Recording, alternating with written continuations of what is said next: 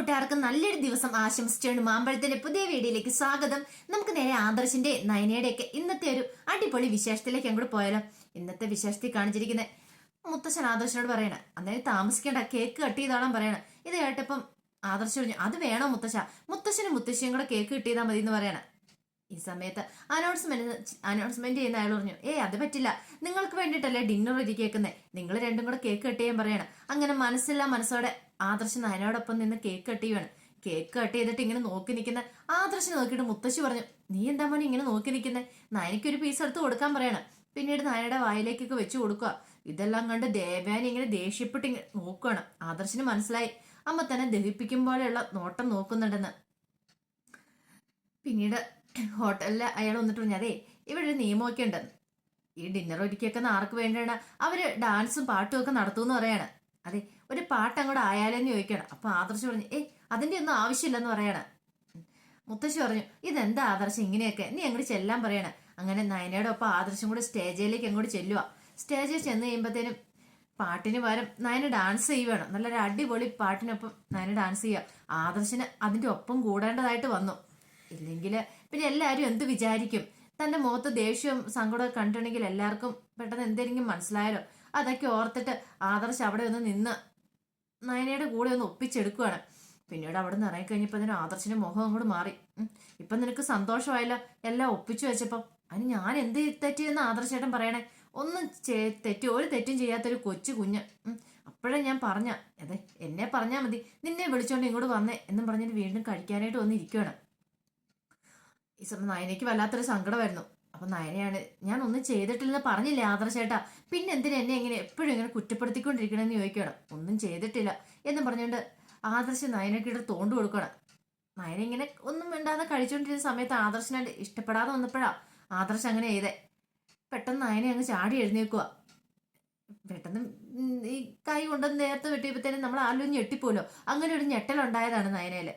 അപ്പൊ എല്ലാവരും ശ്രദ്ധിച്ചു. മുത്തശ്ശൻ ചോദിച്ചു, എന്ത് പറ്റി മോളെ നിൽക്കി, ഒന്നും ഇല്ലാന്ന് പറയാം.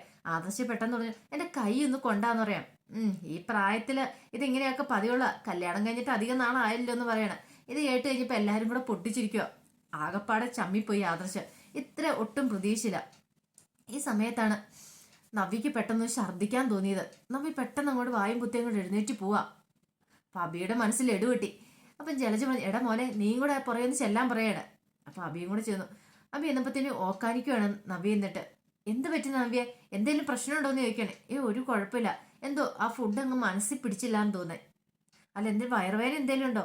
ഒന്നും ഇല്ലെന്നേ. അല്ല എന്തേലും ഇവിടെ തുറന്നു പറയണ, ഞാൻ വീട്ടിൽ വെച്ച ശ്രദ്ധിച്ച നിനക്ക് എന്തോ ഒരു മാറ്റം ഉണ്ട് കേട്ടോ, എന്തോ മുഖമൊക്കെ വല്ലാത്ത ക്ഷീണിച്ചിരിക്കുന്നു. അങ്ങനെ എനിക്കൊന്നും കുഴപ്പമില്ല, എല്ലാരും പറഞ്ഞു നല്ല അടിപൊളിയായിട്ടുണ്ട്, നല്ല സുന്ദരിയായിട്ടുണ്ടെന്നാണല്ലോ പറഞ്ഞ്, എനിക്ക് അങ്ങനെ ഒരു പ്രശ്നമില്ലെന്ന് പറയാം. അതെ വയറുവേദനയോ ഛർദിലോ ഉണ്ടേ പറയാൻ മടിക്കരുത്, നമുക്ക് ഹോസ്പിറ്റലിൽ പോകാന്ന് പറയാം. അങ്ങനെ ഒന്നും ഇല്ലെന്നേ. വാന്നും പറഞ്ഞോണ്ട് നവ്യ അങ്ങോട്ട് പോയി അങ്ങോട്ട് ഇരിക്കുവാണ്. ഈ സമയത്ത് ജലജ അബീനെ നോക്കി. പെട്ടെന്ന് ജലജ അബിയുടെ അടുത്തേക്ക് എഴുന്നേറ്റ് വരുവാണ്. അബി പറഞ്ഞു, എന്തോ അവക്ക് മനസ്സിൽ പിടിച്ചില്ല, മനംപരട്ടിലാന്നാ പറഞ്ഞത്.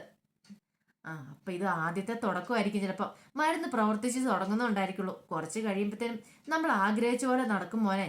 ആരും അറിയാതെ ഇനി ചെവി അറിയാതെ നമുക്ക് അവൾ ഇവിടുന്ന് കടത്തിക്കൊണ്ട് പോകണം, പിന്നെ നമ്മൾ ഉദ്ദേശിച്ച പോലെ കാര്യം നടക്കുമെന്ന് പറയണം. ഈ സമയത്ത് കനക ശ്രദ്ധിച്ചു. ജലജ അബിയും കൂടെ എന്തൊക്കെയോ പ്ലാൻ ചെയ്യുന്നുണ്ടല്ലോ, എന്താണെന്നറിയത്തില്ല. കുനിഷ്ഠബുദ്ധിയുടെ ആശാത്തിയാണല്ലോ ജലജ. ഇവിടെ വന്ന് എന്തേലും പരിപാടി ഒപ്പിക്കാനായിരിക്കും തീരുമാനം. അങ്ങനെ ജലജ വന്നിരുന്നിട്ട് കനകയോട് ചോദിച്ചു, അല്ല എങ്ങനെയുണ്ടായിരുന്നു കനക ഫുഡൊക്കെ എന്ന് ചോദിക്കുവാണ്. മൂർത്തി മുത്തശ്ശൻ ഇങ്ങനെ രൂക്ഷമായിട്ടൊന്ന് നോക്കി ജലജാനെ. മുത്തശ്ശി പറഞ്ഞു, ഈ കണ്ട പൈസയൊക്കെ മുടക്കിയിട്ട് ഈ ഡിന്നർ ഒരുക്കിയിരിക്കുന്ന കൊള്ളത്തില്ലാതാക്കാനൊന്നും അല്ലോ, നല്ല ഫുഡ് തന്നെയാ, അതിപ്പോ നിനക്ക് പ്രത്യേകിച്ച് പറയേണ്ട ആവശ്യമുണ്ടോ എന്ന് ചോദിക്കുവാണ്. കനയ്ക്ക് മനസ്സിലായി ജലജ തനിക്കിട്ടൊന്ന് കുത്തിയതാണ്, ഇതങ്ങനെ വെറുതെ വിട്ടാൽ പറ്റില്ല. പെട്ടെന്ന് കനക അങ്ങോട്ട് എഴുന്നേറ്റു. ടേബിളിൽ വെള്ളമില്ലായിരുന്നു. നേരത്തെ ജലജയുടെ ടേബിളിലേക്ക് ചെല്ലുന്നേ. അവിടെ ചെന്ന് വെള്ളം എടുക്കാനെന്ന് വ്യാജന എന്ത് ചെയ്ത് ആ വെള്ള ജഗ്ഗിനിട്ട് ഒറ്റ തട്ട് കൊടുത്തു.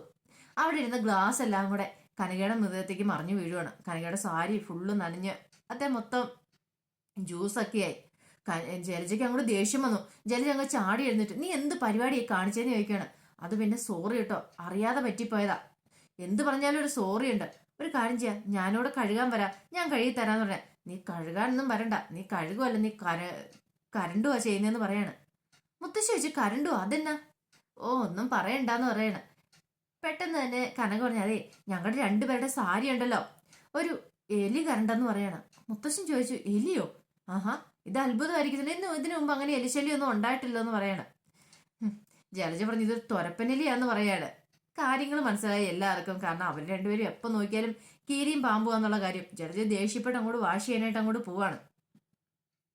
ഈ സമയത്ത് നയനക്ക് ഇരുന്നിട്ടാണ് ഇരിക്കപ്പെടുത്തിയില്ല, എന്ത് ചെയ്യണം എന്നത്തെ ഒരവസ്ഥ ഇരിക്കുന്നത്. അപ്പം മുത്തശ്ശി പറഞ്ഞു, ഇനിയിപ്പം നമ്മളിനി എല്ലാവരും കൂടെ ആഘോഷിക്കാൻ പോകുന്ന ഒരു കുഞ്ഞുണ്ടായി കഴിയുമ്പോഴത്തേനും കുഞ്ഞും കൂടെ ആയി വന്നിട്ട് എല്ലാവരും കൂടെ ഇങ്ങനെ ഒന്ന് ഡിന്നർ കഴിക്കുമെന്ന് പറയാം. നയനയ്ക്കത് കേട്ടപ്പോൾ വല്ലാത്ത സങ്കടമായിപ്പോയി. നയനെ ആദർശിനെ ഒന്ന് നോക്കി, ആദർശേട്ടാ എനിക്കൊരു കാര്യം പറയാനുണ്ടെന്ന് പറയാം. എന്ത് കാര്യം നിനക്ക്? എന്താണെങ്കിലും എന്നോട് പറ. അതെ, ഇവിടെ ഇരുന്ന് പറയാൻ പറ്റുന്ന കാര്യമല്ല, നമുക്ക് ആ പുറത്തേക്ക് അങ്ങോട്ടൊന്ന് മാറിപ്പോയാലെന്ന് പറയാ. അതിനെന്താ പറയാനും പറഞ്ഞ് ആദർശ് അങ്ങോട്ട് കൂട്ടിപ്പോവാ. എന്ത് ചോദിച്ചു, അല്ല എന്താ നിനക്ക് പറയാനുള്ളേ? ആദർശേട്ടാ ഞാൻ പറയുമ്പോൾ എന്നോട് ദേഷ്യപ്പെടുവോ എന്ന് ചോദിക്കണം. അല്ല, ദേഷ്യപ്പെടുന്ന കാര്യം നീ ചെയ്തെങ്കിൽ മിക്കവാറും ഞാൻ ദേഷ്യപ്പെടാന്നിരിക്കും. എന്താണെങ്കിലും നീ കാര്യം പറ. അത് ആദർശേട്ടാ എനിക്ക് നവ്യേച്ചിനെ കുറിച്ചാ പറയാനുള്ളത്. നവ്യേച്ചിനെ കുറിച്ചോ? അവൾ എന്തെങ്കിലും തെറ്റ് ചെയ്തോന്ന് ചോദിച്ചു. അല്ല, ഞാൻ നവ്യേച്ചിയോട് പറഞ്ഞ തെറ്റൊന്നും ചെയ്യരുതെന്ന്. പക്ഷേ എന്താ, നീ കാര്യം പറ. ഈ സമയത്താണ് നവ്യ അങ്ങോട്ട് വരുന്നത്. നവ്യ കേട്ടു ഈ പറയുന്നതൊക്കെ, ഇവളുടെ പരിമലും മട്ടും ഭാവവും ഒക്കെ. പെട്ടെന്ന് നവ്യ അങ്ങോട്ട് വന്നിട്ട് നയനെ വിളിക്കണം. നയനെ ഇങ്ങോട്ട് ഒരു മിനിറ്റ് ഒന്ന് വന്നേന്ന് പറയണം. ആദർശ് പറഞ്ഞു, അതെ എന്തോ ഒരു കാര്യം എന്നോട് പറയാനുണ്ടെന്ന് പറഞ്ഞ് അത് പറഞ്ഞിട്ട് അങ്ങോട്ട് പോയാമെന്ന് പറയും. അതെ അത്യാവശ്യം ആദർശേട്ടാ, ഒരു മിനിറ്റ് ഇപ്പൊ തന്നെ നയനെ വിട്ടേക്കാന്ന് പറഞ്ഞിട്ട് അങ്ങോട്ട് വിളിച്ചോണ്ട് അങ്ങോട്ട് പോവാണ്. അപ്പൊ ആദർശ് ഓർത്തു, എന്ത് കാര്യമായിരിക്കും പറയാനുള്ളത്? അവൾക്ക് എന്തോ ഒരു ടെൻഷൻ ഉണ്ട്, എന്തോ സീരിയസ് ആയിട്ടുള്ള പ്രശ്നമാണ്. അത് അവൾ മുൻകൂർ ജാമ്യമൊക്കെ എടുത്തേക്കുന്നേ. അങ്ങനെ ഓർത്തുണ്ടെങ്കിൽ ഒരുമത്തേനാണ് അബീനെ കാണുന്നത്. അബി ചോദിച്ചു, എന്താ ആദർശേട്ടാ ഇവിടെ വന്നിരുന്ന് ഫുഡ് കഴിക്കാതെ മാറി വന്നിരിക്കുന്ന എന്നാന്ന് ചോദിക്കണേ. ഒന്നുമില്ലെന്ന് പറയാണ്. അല്ല എന്തോ കാര്യമുണ്ട്. അല്ല നയന എന്നെ എന്തോ കാര്യം പറയാണ്ട് വിളിച്ചോണ്ട് വന്നടാ, അതാന്ന് പറയണ. എല്ലാത്തിനും കാരണക്കാരൻ നീ ഒറ്റ എടുത്തിനാ. നിനക്ക് ഇതിന്റെ വല്ല ആവശ്യം ഉണ്ടായിരുന്നോ? അതെന്താ എന്നെ കുറ്റപ്പെടുത്തുന്നത്?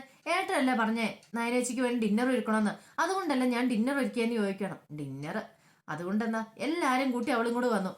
അമ്മയുടെ നോട്ടം കണ്ടാൽ മാത്രം മതി. എന്റെ ഏട്ടാ, ഇനി ഇങ്ങനെ വല്യമ്മേനെ പേടിക്കേണ്ട ആവശ്യമുണ്ടോ? കല്യാണം കഴിഞ്ഞ് കഴിഞ്ഞിട്ടുണ്ടെങ്കിൽ ഭാര്യയ്ക്ക് കുറച്ച് സ്വാതന്ത്ര്യമൊക്കെ കൊടുക്കണം. പാതി സ്നേഹം ഭാര്യയ്ക്കോട് കൊടുക്കണം, അമ്മയ്ക്ക് മാത്രമല്ല. ഇപ്പൊ ഞാനെന്നല്ല എല്ലാവരുടെയും കാര്യം അങ്ങനെ തന്നെ ആയിരിക്കണം എന്ന് പറയാം. ഇതൊക്കെ നിനക്ക് അങ്ങോട്ട് പറഞ്ഞാൽ മതി എന്ന് പറയണം. ഈ സമയത്ത് അനാമികയുടെ കോള് അനിയുടെ ഫോണിലേക്ക് വരുന്നത്. പക്ഷെ ഇത് അനാമികയുള്ളൂ എന്ന് പറഞ്ഞിട്ട് കോൾ എടുക്കുക. അല്ല എന്താ അനാമികയെന്ന് ചോദിക്കുകയാണ്. നീ എവിടെയാ അനിയെന്ന് ചോദിക്കുക. അതെ ഞാനൊരു പാർട്ടിക്കിടയില്ല, ഒരു ഡിന്നർ പാർട്ടിക്ക്. ഓഹോ, അപ്പൊ നീ എന്നോട് ചേട്ടൻ പറഞ്ഞില്ല? അത് പിന്നെ നിന്നോട് പറഞ്ഞിട്ടുണ്ട്, നീ വരുമോ ഇല്ലയെന്ന് എനിക്ക് അറിയത്തില്ലോ. ഇത് ഞങ്ങൾ കുടുംബക്കാർ മാത്രമുള്ള പാർട്ടിയാന്ന് പറയാം. ഓ അപ്പൊ ഞാനാരാ? ഞാൻ അന്യാണോ എന്ന് ചോദിക്കുകയാണ്. അല്ല അങ്ങനെയല്ല അനാമിക, ഇതിപ്പം ഇങ്ങനെ അനി കിടന്ന് ഉരുളുവാണ്. എനിക്ക് മനസ്സിലായടാ, നിനക്ക് എന്നോട് ഒരു സ്നേഹവും ഇല്ല. ആ സ്നേഹം ഉണ്ടായിരുന്നെങ്കിൽ നീ എന്നെയും കൂടെ വിളിക്കില്ലേ? എല്ലാവരുടെ ഒപ്പം ഇരുന്ന് ഫുഡ് കഴിക്കാമെന്ന് എനിക്കും ആഗ്രഹമൊക്കെ ഇല്ലേ? ഞാനിവിടെ വെറുതെ ബോറടിച്ചിരിക്കുക. അപ്പൊ നീ അങ്ങോട്ട് പോയി പാർട്ടി അടിച്ചു പൊളിക്കുമല്ലേ? എനിക്കറിയാം ഇങ്ങനെയൊക്കെ വരുവുള്ളെന്ന് എന്ന് പറഞ്ഞ് ദേഷ്യപ്പെട്ട് അങ്ങോട്ട് ഫോൺ വെക്കുക. ആദർശ് ചോദിച്ചു, എന്ത് പറ്റിയെന്ന് ചോദിക്കാണ്. അവളെ ഡിന്നറിന് വിളിക്കാത്തോണ്ടുള്ള ദേഷ്യമൊക്കെ ഇപ്പം മനസ്സിലായില്ലേ? ഇനി അനുഭവിക്കാൻ പോകുന്നുള്ളെന്ന് പറയാ. അനി പറഞ്ഞു, പിന്നെ അങ്ങനെയൊന്നുമില്ല, ഞാൻ ആദർശേട്ടനെ നയനേച്ചിയെ കാണുന്ന പോലെ ഒന്നും ആയിരിക്കില്ല. ഞാൻ എന്റെ സ്നേഹമൊക്കെ കൊടുക്കും അനാമയ്ക്ക്. എന്റെ പകുതി സ്നേഹം അനാമയ്ക്ക് ആയിരിക്കും എന്ന് പറയാം. ഇത് പറയണം, നീ കല്യാണം കഴിഞ്ഞിട്ടും പറയണമെന്ന് പറയാം. ആദർശൻ ഇപ്പൊ എന്താ കാണിക്കുന്നത്? ആദർശന്റെ സ്നേഹം മൊത്തം വെല്ലുമ്പയ്ക്കാ കൊടുക്കുന്നത്. അതിന്റെ പകുതി വേണ്ട, ഒരു കാൽ ഭാവം ഇങ്ങനെ നയനേച്ചിക്ക് കൊടുക്കുവാണെങ്കിൽ നയനേച്ചിക്ക് എത്ര സന്തോഷമാവെന്ന് അറിയാം. അതെങ്ങനെയാ? ആദർശേട്ടന് നയനേച്ചിനെ മനസ്സിലാക്കാനുള്ള കഴിവില്ല, നയനേച്ചിയുടെ സ്നേഹം മനസ്സിലാക്കാനുള്ള കഴിവില്ല. കണ്ടു, ആദർശേട്ടന് ഇതിനൊക്കെ പ്രായച്ചിത്തം ചെയ്യേണ്ടി വരും. ചിലപ്പോൾ പള്ളിയിൽ പോയി തല മുട്ടയിടിക്കേണ്ടതായിട്ട് വരുമെന്ന് പറയണം. എടാ നീ, ഞാൻ പറഞ്ഞത് ശരിയാന്ന് പറയണം. ഇത്രയും പറഞ്ഞിട്ട് അനി അങ്ങോട്ട് പോവാം. ഈ സമയം ദേവേനിക്ക് എന്ത് ചെയ്യണം നിർത്തില്ല. ദേവേനി പറഞ്ഞു, അതെ ഞാൻ അങ്ങോട്ട് എഴുന്നേറ്റ് പോവാന്ന് പറയണം. അതെന്താ ദേവേനി നീ അങ്ങനെ പറയണേ? അതെ എനിക്ക് വേണ്ടാന്ന് പറയാം. നീ വന്നപ്പോ തൊട്ട് ഞാൻ ശ്രദ്ധിക്കുന്ന, നിനക്ക് എന്താ ഫുഡ് വേണ്ടേന്ന് ചോദിക്കുകയാണ്. ഫുഡ് വീട്ടിലെ ഫ്രിഡ്ജിനകത്ത് ഇരിപ്പുണ്ട്, ചെന്നിട്ടുണ്ടെങ്കിൽ ചൂടായി കഴിക്കാവുന്നുള്ളെന്ന് പറയാം. ഇനി അത് പറഞ്ഞാൽ മതി. മര്യാദയ്ക്ക് ഇവിടുന്ന് കഴിച്ചിട്ട് എഴുന്നേറ്റ് പോകാൻ ആദർശിന്റെ അച്ഛൻ പറയാണ്. ഇത് കേട്ടിട്ട് എന്ത് ചെയ്യണമെന്ന് അറിയത്തില്ല, ദേവയാനി ഇരിക്കുക. അപ്പൊ അതിന്റെ വിശേഷങ്ങളൊക്കെയാണ് നമ്മളിന്ന് കണ്ടത്. ഇതിന്റെ ബാക്കി വിശേഷങ്ങളുമായിട്ട് വൈകുന്നേരത്തെ പ്രൊമോയിൽ ഞാൻ വരാട്ടോ. ആദ്യമായിട്ട് കാണുന്നവരാണെങ്കിൽ ചാനൽ ഇഷ്ടപ്പെട്ടാൽ സബ്സ്ക്രൈബ് ചെയ്യാൻ മറക്കരുത്. അതോടൊപ്പം തന്നെ കണ്ടുകൊണ്ടിരിക്കുന്ന എല്ലാവരുടെ സപ്പോർട്ടിലായിരിക്കും തുടർന്നും പ്രതീക്ഷിച്ചുകൊണ്ട് എല്ലാവർക്കും ഒരിക്കൽ കൂടി നല്ലൊരു ദിവസം ആശംസിച്ചുകൊണ്ട് നിർത്തുന്നു. നന്ദി.